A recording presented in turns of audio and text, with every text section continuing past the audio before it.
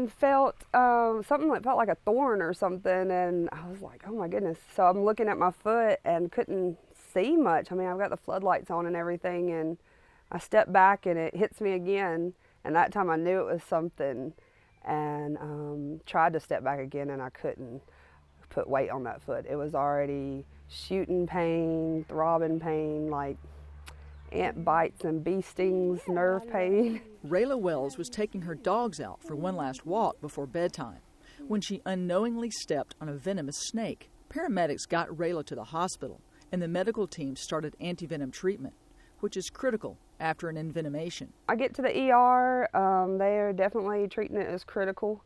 My whole leg is swelling at that point. It's up to my knee, eventually gets up to my hip. Generally, when those non-rattlesnake pit vipers bite you, they're sort of giving you a lot of enzymes, a lot of proteins that are really designed to decrease the ability of that tissue to form clots, but also cause a lot of swelling, and it really sort of impede the ability of the body to reabsorb water, which is why you just get a lot of fluid build up in your tissue, you get a lot of swelling.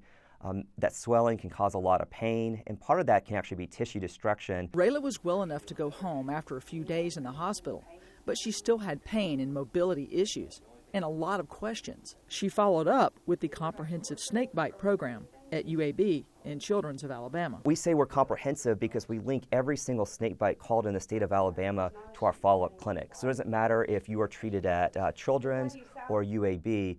As long as you're at a hospital that's consulting with the Alabama Poison Information Center, we're going to offer you a follow-up clinic, and we're going to try to get you in as rapidly as possible. They made sure I was on medicine that actually helped the snake bite. I felt better after leaving the snake bite clinic. Like all this anxiety just kind of was relieved. We have the technology and the expertise now to treat snake bites, and we're actually very good at it.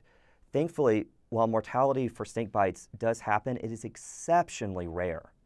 I think a big misconception out there is that when people get by a rattlesnake, they're going to lose their arm, their leg, their fingers, or they may be at risk for death. And that, again, almost never happens. Raela is making great progress, and she's looking forward to getting all of her mobility back. Started putting some pressure on it with the boot, but I didn't expect to be walking around without a boot from Ortho this soon. But I'm just so happy and so blessed to be here.